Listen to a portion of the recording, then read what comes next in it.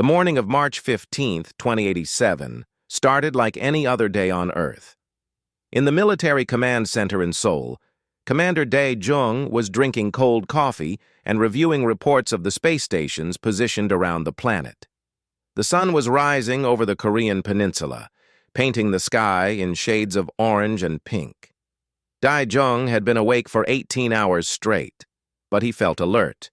He always did when he was working. He was a tall man with serious eyes and gray streaks in his black hair.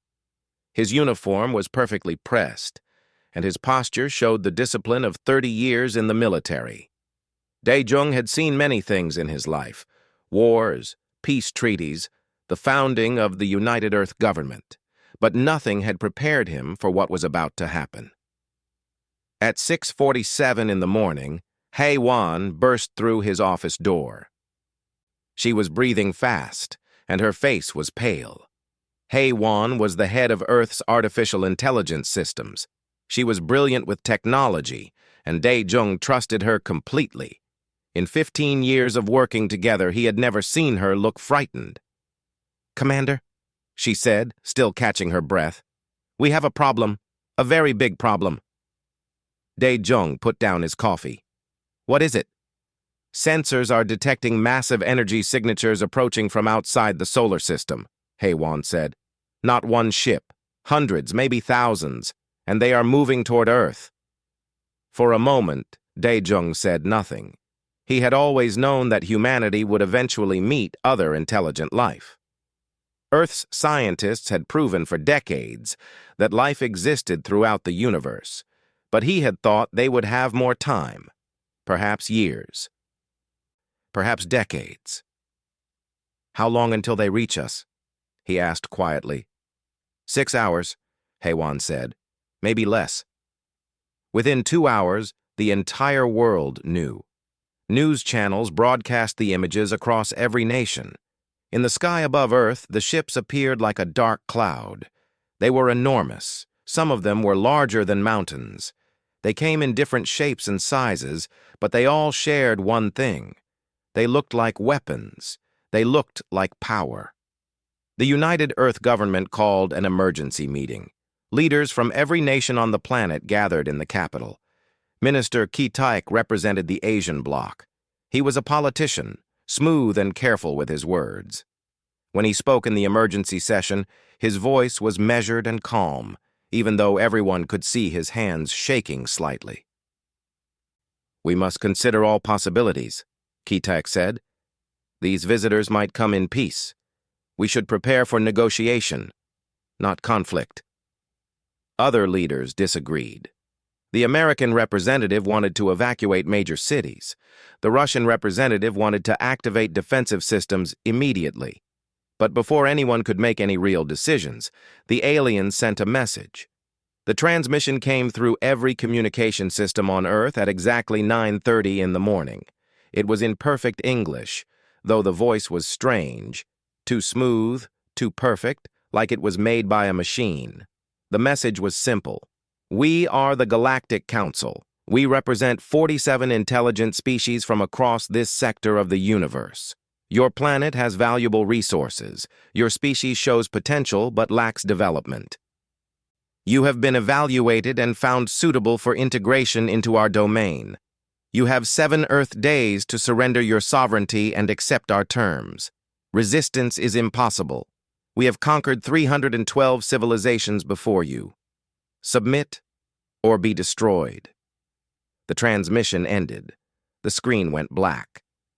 For several seconds, nobody in the emergency room moved or spoke. Then the room exploded into noise. People were shouting, arguing, demanding answers. Ki-taek's face had lost its careful political expression. He looked genuinely afraid. Dae-jung sat quietly in his chair. He was thinking. His military training kicked in. He began to analyze the situation like it was any tactical problem. They had 7 days. They had no way to fight alien technology that had conquered hundreds of civilizations. They had no way to escape. So they had 3 choices: surrender, negotiate, or find something the aliens did not expect. He thought about human history. Humans had always found ways to survive against impossible odds. Humans had lived through ice ages, plagues, wars. Humans had adapted. But could they adapt fast enough to face something like this? After the emergency meeting ended, Dae-jung asked Hai-wan to help him access classified files from Earth's research facilities. They spent hours going through military databases, scientific projects, genetic studies. Most of it was old research, things that had been abandoned years ago when people thought they would never be needed again. But then Hai-wan found something. It was a research file marked with the highest security clearance. The file was old, dated from 30 years ago. It contained genetic research on human DNA. The researcher who had conducted the work was Dr. Yoon-hee, one of Earth's most brilliant geneticists. The file was marked as inactive and had been sealed away in the database.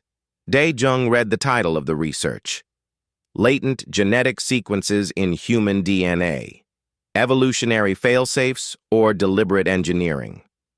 He looked at Hai-wan. "This is it," he said quietly. "This is what we need to find." The next day, Dae-jung and Hai-wan traveled to the research facility where Dr. Yoon-hee was still working. She was older now, in her 70s, with white hair and a gentle face, but her mind was still sharp. When Dae-jung told her about the alien arrival and showed her his research file, she sat down very slowly. "I always wondered if this would ever matter," Dr. Yoon-hee said softly. "I always thought my research would just gather dust forever. But I always knew that humans were more than what we appeared to be." "What does this research mean?" Dae-jung asked.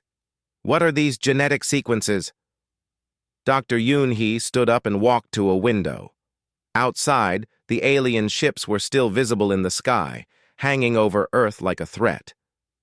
"It means," she said, turning back to face them, "that millions of years ago someone engineered humanity. Someone created us with hidden potential locked away inside our DNA, and if my research is correct, we can unlock it." Dae-jung felt something shift inside him. Hope, perhaps. Or maybe it was fear. He looked at the alien ships in the sky, and he made a decision. They had 7 days. They had nothing to lose. "Show me," he said. "Show me everything." Dr. Yoon-hee's laboratory was hidden deep beneath the mountains of northern Korea. It had been built in secret 50 years ago, funded by governments that wanted to keep certain research away from public knowledge. The facility was massive, multiple levels underground, filled with advanced equipment and computers that hummed constantly with activity. Yoon-hee led Dae-jung and Hai-wan through the corridors to her main research room. On the walls were screens showing genetic sequences, complex diagrams of human DNA, and theoretical models of something that looked impossible. But Dr. Yoon-hee spoke about it as if it were completely normal. 28 years ago, Yoon-hee began, I started studying anomalies in human genetic code. Most of our DNA is active. It controls how we grow, how we think, how we move. But a significant portion of our DNA is dormant, inactive. Scientists used to call it junk DNA because they thought it had no purpose. She pulled up a screen showing a complex pattern of genetic information. The pattern glowed with different colors, blue for active sequences, red for inactive ones. The inactive sequences were everywhere, woven throughout the human genome like hidden pathways in a city. I proposed a different theory, Yoon-hee continued. What if this dormant DNA is not junk? What if it is something else entirely? What if it is an archive, a backup system for survival in extreme conditions? Hai-wan leaned forward, fascinated. Like evolution preparing for extreme situations? Exactly, Yoon-hee nodded. I spent years studying different species and their genetic histories. I examined animals that survive in extreme environments.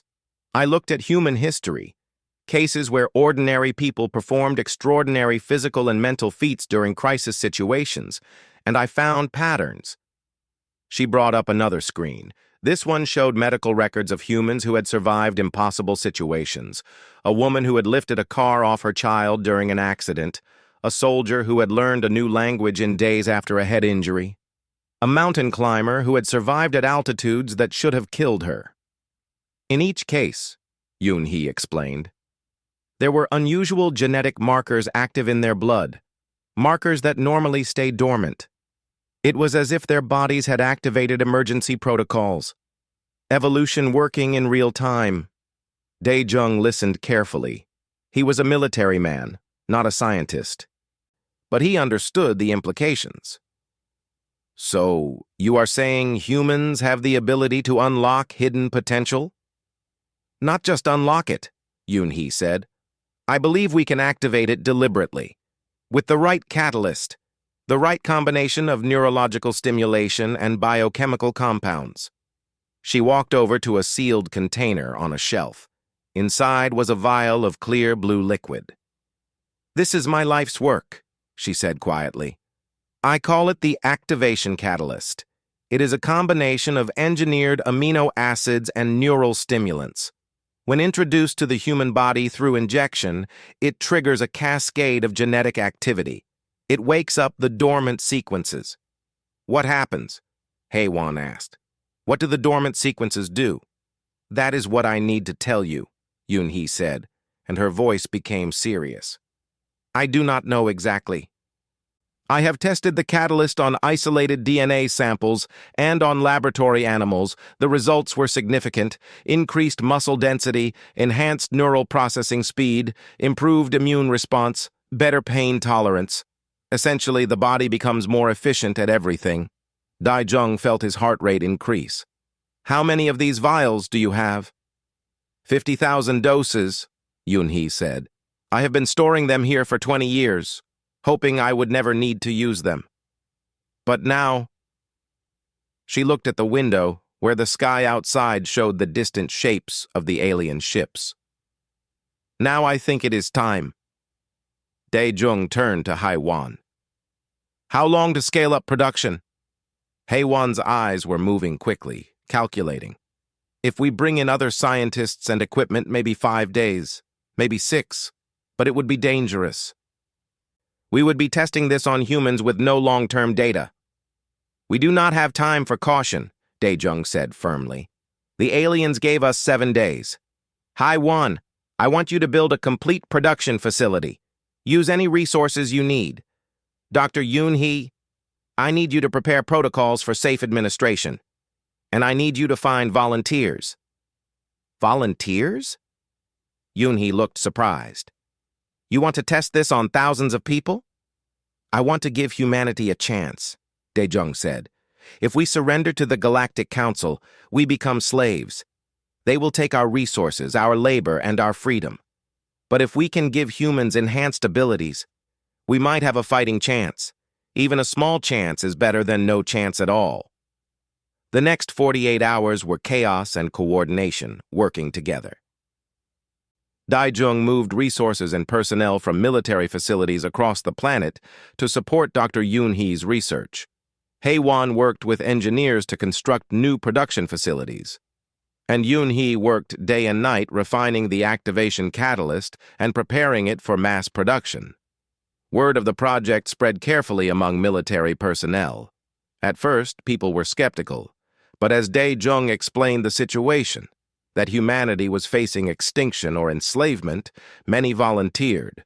They were soldiers, engineers, scientists, and ordinary people who simply wanted to fight for their world. The first volunteer was Ji-woo, a soldier with 15 years of experience. She was strong and intelligent, with eyes that showed both confidence and kindness. When she received the first injection of the activation catalyst, she lay on a medical bed while Dr. Yoon-hee monitored her vital signs carefully. For the first hour, nothing happened. Ji-woo felt strange. Her skin tingled, her thoughts seemed faster, but nothing dramatic. But then, gradually, she felt something shift inside her body. It was like waking up from a long sleep. Her muscles felt stronger. Her mind felt clearer. Her senses became sharper. When she stood up 6 hours after the injection, she felt like a different person. Not alien or wrong, but simply better. Enhanced. When the scientists asked her to lift a test weight, she lifted it with ease. When they asked her complex math questions, she solved them quickly. When they showed her patterns and codes, she understood them immediately. Dr. Yoon-hee watched carefully. "How do you feel?" she asked. "Like I finally woke up," Ji-woo said simply. Over the next 4 days, 10,000 volunteers received the activation catalyst. The results were consistent. Humans became stronger, faster, smarter. They adapted to the changes quickly. Most importantly, they remained themselves. They did not become monsters or lose their humanity. They simply became more capable versions of themselves. By the 6th day, 50,000 enhanced humans were ready. They trained quickly, learning new combat techniques and strategies. The military reorganized around them, preparing defensive positions and offensive strategies. On the morning of the 7th day, Dae-jung stood in the command center with Hai-wan and watched the alien fleet in the sky. The Galactic Council's final message had come just hours before. "Your time is up. What is your answer?" Dae-jung pressed the communication button. His voice was calm and steady as he spoke to the aliens above. "This is Commander Dae-jung of Earth," he said. "Humanity has made its decision. We do not surrender. We do not accept your terms. We choose to fight." In the silence that followed, Dae-jung felt the weight of his decision. Earth was about to go to war with the most powerful force in the galaxy. Most people would say it was impossible. Most people would say humanity could not win. But Dae-jung had always believed in the impossible, and now he had 50,000 enhanced humans ready to prove that humanity was more than anyone expected. "Let them come," Dae-jung whispered to Hai-wan. "Let them see what Earth is made of." The first battle began within hours. The Galactic Council's response to Dae-jung's defiance was swift and overwhelming. 3 massive spacecraft descended from orbit toward Earth's atmosphere. These were not small attack ships. They were capital vessels, each one carrying enough firepower to destroy an entire city. The alien commanders had faced rebellion before. They expected to crush it quickly.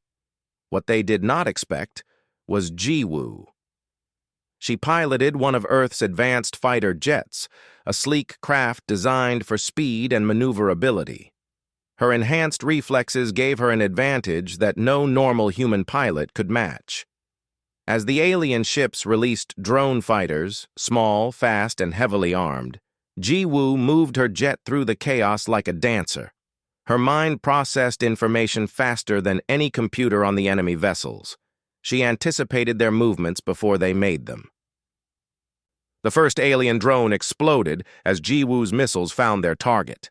The second was destroyed with a sharp banking maneuver that no human with normal reflexes could have made. Hai-wan watched from the command center, monitoring the battle through satellite feeds and direct communications with the pilots. Other enhanced pilots were also outperforming the alien drones, despite being in inferior technology. "The enemy is adapting," Hai-wan said quietly to Dae-jung, who stood beside her watching the screens. "They are learning our tactics, changing their attack patterns." "So are we," Dae-jung replied calmly. He was watching Ji-woo's performance with satisfaction. Humans had always been the best learners, the best adapters. Give them new information, and they adjusted instantly.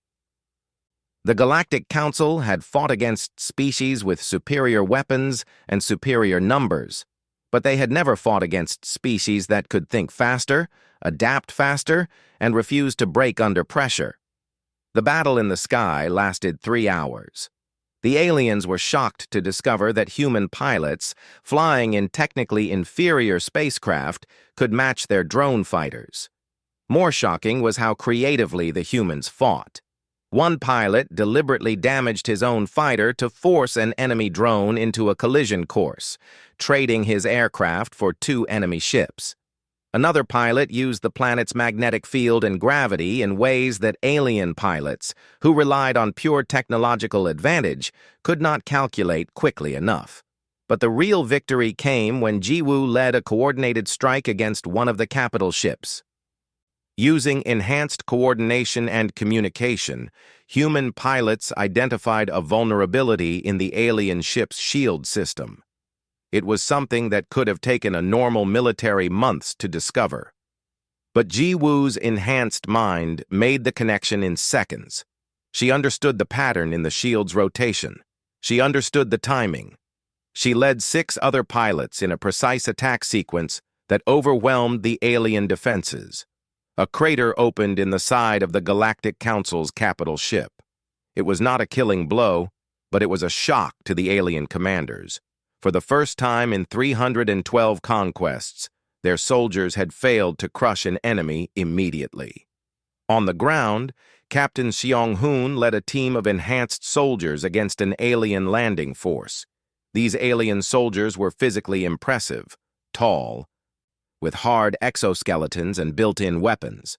They were strong and trained, but Seong-hoon's team was stronger, faster, and more creative. They used the urban environment to their advantage. They predicted enemy movements. They adapted tactics in real time based on what the aliens did.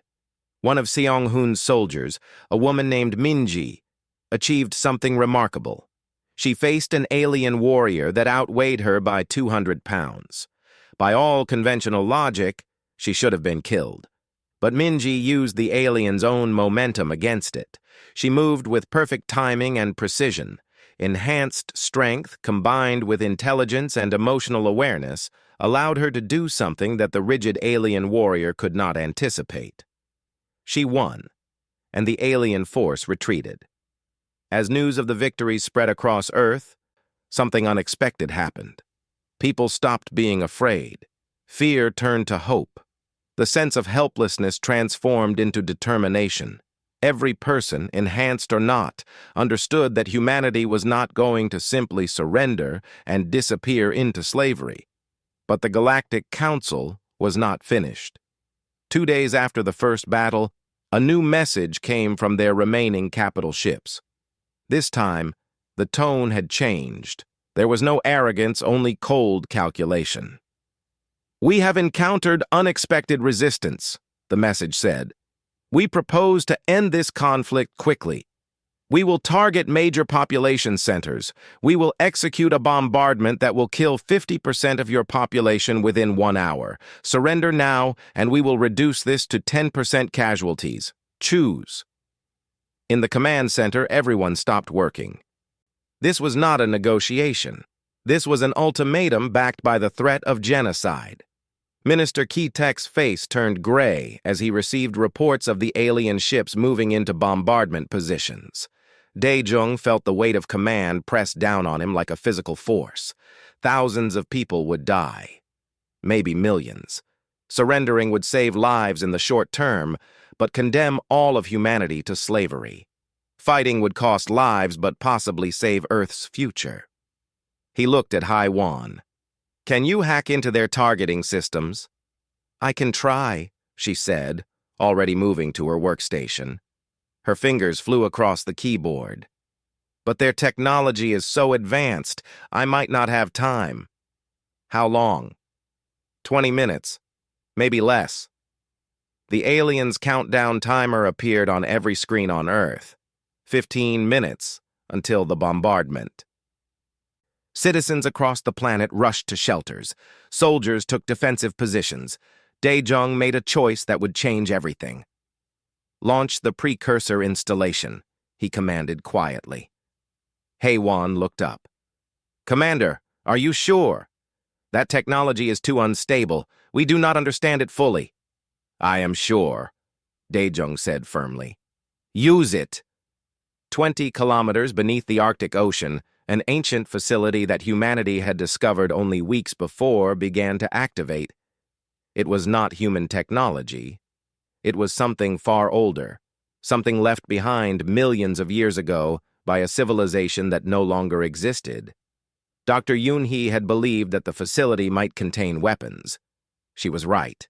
A beam of pure energy, unlike anything in modern science, shot upward from the ocean floor and struck the Galactic Council's capital ship. The beam was precise and devastating. The alien vessel, one of the most advanced ships in the known universe, simply ceased to exist. Not destroyed, erased. Like it had never been there at all. The bombardment never came. On screens across Earth, people watched as a second Galactic Council ship jumped into faster-than-light drive and fled. The third ship powered down its weapons and opened a communication channel. An alien voice, different from the previous mechanical transmission, spoke directly to Dae-jung. This voice carried emotion, fear, respect, and something else. Curiosity. "Commander Dae-jung," the alien said, "we demand to know what weapon you used. We demand to know how you achieved this technology." Dae-jung smiled slightly. He looked at Hae-won, who smiled back. Then he took a deep breath and answered. "That weapon," Dae-jung said slowly and carefully, "was not made by us. It was left here millions of years ago, which means someone, a long time ago, decided that Earth needed protection. Someone who knew that one day we would need it." The silence that followed was heavy with meaning.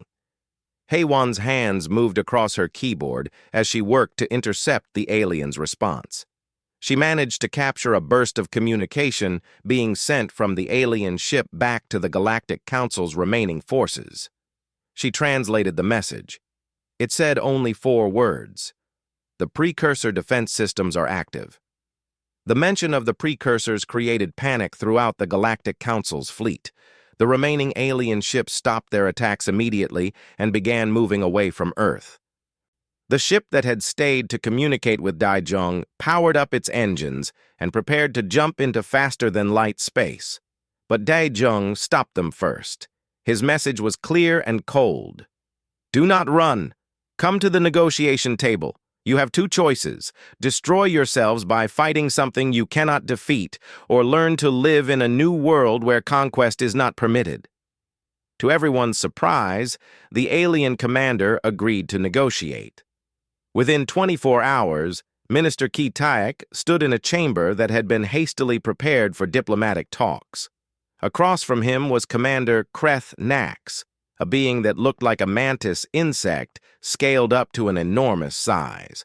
His exoskeleton was a dark blue color, and his eyes, dozens of them arranged on his head, watched Ki Taek carefully. "Your species is unusual," Kreth Nax said through a translation device. "We expected your complete annihilation. Instead, you employed technology we thought was only a legend. Technology from the precursor civilization that disappeared 5 million years ago."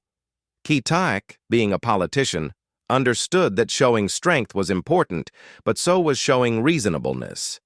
"We did not expect to use it," he said honestly. "We only recently discovered it ourselves. But we have learned something important. The precursors created safeguards. They left behind weapons to prevent any single species from conquering all others." "That is precisely what frightens the Galactic Council," Kreth Nax admitted. "If the precursor systems are active on Earth, then they might be active elsewhere. Which means every species we conquered, every civilization we thought we had destroyed, they might all possess hidden capabilities we do not know about." Over the next several days, negotiations continued. Other alien species began to withdraw from the Galactic Council, concerned about the implications of precursor technology being active again. The Council itself began to fragment. Dae-jung, working with Dr. Yoon-hee and Hae-won, made a bold proposal to the alien species. Instead of allowing the Galactic Council to continue as it had been, a tyranny where powerful species dominated weaker ones, what if they created something entirely new? "We propose a galactic federation," Dae-jung explained to the representatives of multiple alien species gathered in the negotiation chamber. "A union where all species have equal rights and equal voice. Where no single species can dominate others. Where power is shared and balanced." The alien representatives looked at each other with confusion and skepticism. Most of them came from civilizations where might made right. Power was held by the strongest species or individuals. The idea of sharing power equally was foreign to them. But Jiwoo spoke to them about something different. She stood before the assembly as a representative of humanity, strong, confident, and unapologetically human. "We almost lost everything," she told them. "We were about to be slaves, but we were given a chance. And now, having seen what it means to be hunted, to be threatened with extinction, we understand something important. Every species deserves a chance. Every civilization deserves the right to exist and grow. A galaxy where this happens is a galaxy where peace can actually exist." Her words resonated. The emotion in her voice, genuine, heartfelt, was something the alien species recognized. Many of them had been fighting their oppression silently for generations. The idea that a stronger power would voluntarily share authority was shocking to them. Hei-Wan presented the technical framework for the new federation. It was based on a system she had designed, an artificial intelligence that would mediate disputes between species fairly and without bias. The AI would ensure that no single species could use superior military power to dominate others. "This AI will not be controlled by any one civilization," Hei-Wan explained. "It will serve all equally. And it will be programmed with a core principle. No species has the right to conquer another." Over the next 2 weeks, more and more alien species agreed to the terms. The old Galactic Council officially dissolved. In its place, the Galactic Federation was born. Earth, a species that had been targeted for conquest just weeks ago, was now a founding member and key architect of this new organization. But there was another revelation to come. Dr. Yoon-hee made a discovery that shocked everyone. While studying the precursor installation and the ancient technology within it, she found something unexpected. Deep in the data storage of the facility, she found genetic records. The genetic sequences showed something impossible. The DNA of Earth's humans was not the result of natural evolution.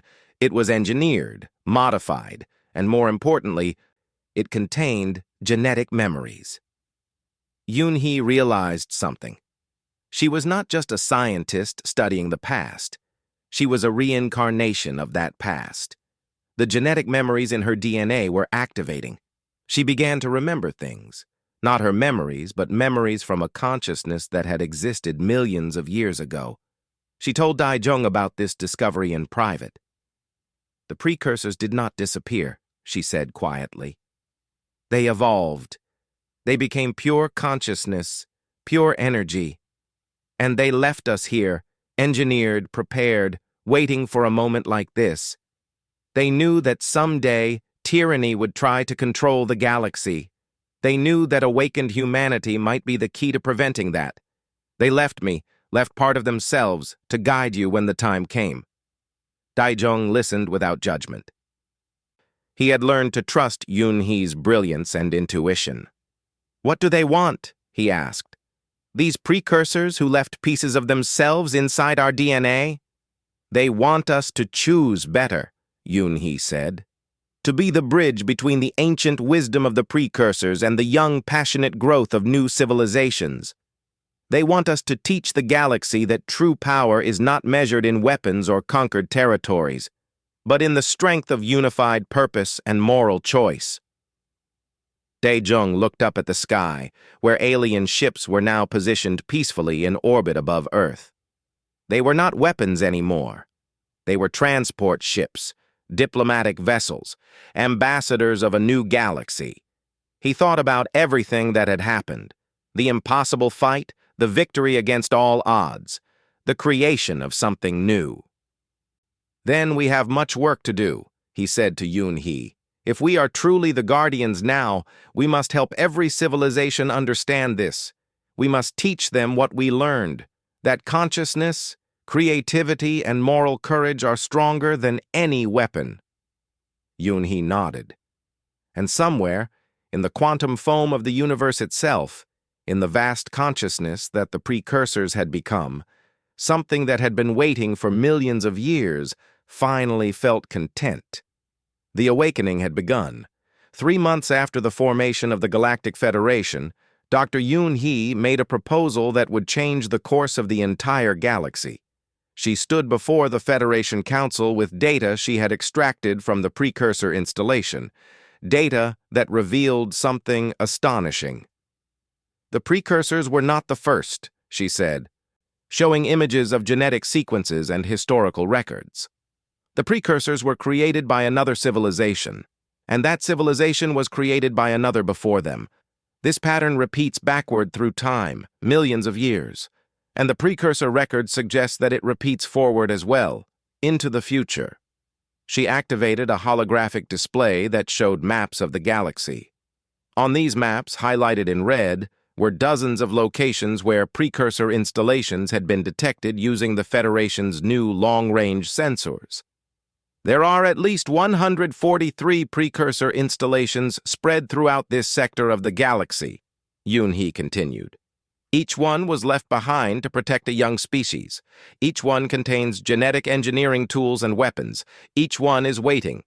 Ki-taek, who now served as Earth's representative on the Federation Council, understood immediately what Yoon Hee was suggesting. "You want to activate all of them," he said quietly. "Yes," Yoon Hee replied. "The precursors left us a choice. We can keep their power secret, use it for Earth's benefit alone, or we can honor what they truly wanted, to awaken the galaxy, to give every oppressed species the power to defend themselves, to create true balance." Dai Jung, listening from Earth as the council was broadcast live across the planet, thought of something his grandfather had once told him. True power is the ability to share power, not to hold it alone. The Federation Council voted. It was not unanimous, but it was clear. The decision was made. Activate the precursor installations across the galaxy. Over the next 3 weeks, Dai Jung supervised the distribution of activation codes to Federation member species. Scientists and military teams were sent to the ancient installations. When the activations began, it created a cascade effect across known space. In sector after sector, dormant species began to awaken to their own hidden potential. On a world far from Earth, an alien species called the Zalvarians, who had been slaves to the remnants of the old Galactic Council for 5,000 years, suddenly discovered precursor technology hidden beneath their homeworld. They found genetic records of their own species, artificially enhanced millions of years ago. Within weeks, they had liberated themselves and joined the Federation. On another planet, a species called the Iran, insectoid intelligences who had been diplomatically isolated and threatened by neighboring powers, found their own installation. They discovered weapon systems that made them suddenly powerful enough to defend themselves. But instead of using that power for revenge, they approached the Federation with an offer of alliance. Across the galaxy, subjugated species awakened. Tyrannical powers crumbled. The old order was gone forever. But not everything was peaceful. Some species panicked. When they realized that the civilizations they had dominated for centuries were suddenly becoming powerful, they responded with violence. Small wars broke out. Conflicts that had been suppressed for generations suddenly flared up. The Galactic Federation was tested, and it almost broke. For a tense period of several months, it seemed possible that the galaxy was simply exchanging one form of chaos for another. Instead of domination by the Galactic Council, now there was chaos created by too many species with newly discovered power, old grievances, and no experience with equality. It was Ji-woo who provided the solution. She had been working as a diplomat, visiting newly awakened species and explaining humanity's experience. She had witnessed old enemies and new powers struggling to coexist, and she realized something important. Ji-woo invited representatives from all the newly awakened species to a gathering. She told them the story of Earth's struggle. She talked about facing conquest from a stronger power. She described the fear, the desperation, the choices made in the darkness of that situation. And then she described the transformation that happened when humans decided to use their newfound power not for revenge, but for the creation of something new. "We could have conquered," Jiwoo told the assembled aliens. "After the Galactic Council ships fled, we could have pursued them. We could have used the precursor weapons to take everything they took from us. We could have become what they were, but we chose differently." She paused and let her words sink in. "We chose to build something better. Not because it was easy, but because we remembered what it felt like to be powerless. We remembered what it felt like to be targeted for destruction. And we understood that any galaxy built on that same cruelty would be as broken as the one we inherited." The alien representatives listened. Many of them had representatives on their homeworlds who wanted nothing more than to enact revenge on their former masters. But they also heard something in Jiwoo's words, something true and important. Ki-Taik worked with the Federation Council to create treaties of reconciliation. Some were accepted, some were rejected violently. But gradually, slowly, a new understanding began to form. The newly awakened species began to realize that they had power not to dominate, but to ensure their own freedom. HFY, working with other artificial intelligences from allied species, developed a new version of her governance system. This version was more sophisticated, better at mediating disputes, and ensuring that all voices were heard equally. It was less like a judge imposing decisions and more like a mediator helping different voices find common ground. 6 months after the Great Awakening began, Dae-jung stood in his office and reviewed reports from across the galaxy. Conflicts had decreased by 60%. New trade agreements were being negotiated between species that had never spoken before. Scientific cooperation was increasing as different civilizations shared knowledge and research. It was not a perfect galaxy. Old wounds did not heal overnight, but it was better. It was more honest. It was more just. That night, Dae-jung received a private message from Dr. Yoon-hee. It was a recording, and her voice was gentle and filled with something like joy. "Dae-jung," the recording said, "I have completed my connection with the precursor consciousness. They show me the past, and they show me the future. What I see is beautiful. This galaxy will still have conflicts. That is the nature of consciousness, the nature of choosing freely. But it will not have tyranny. It will not have slavery. The precursors thank you, and I thank you." As the recording ended, Dae-jung thought about a simple choice made in a moment of crisis. A choice to fight instead of surrender.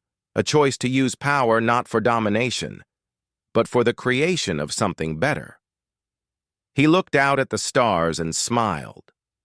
The galaxy was not perfect, but it was awakening, and that awakening had been guided by human hands.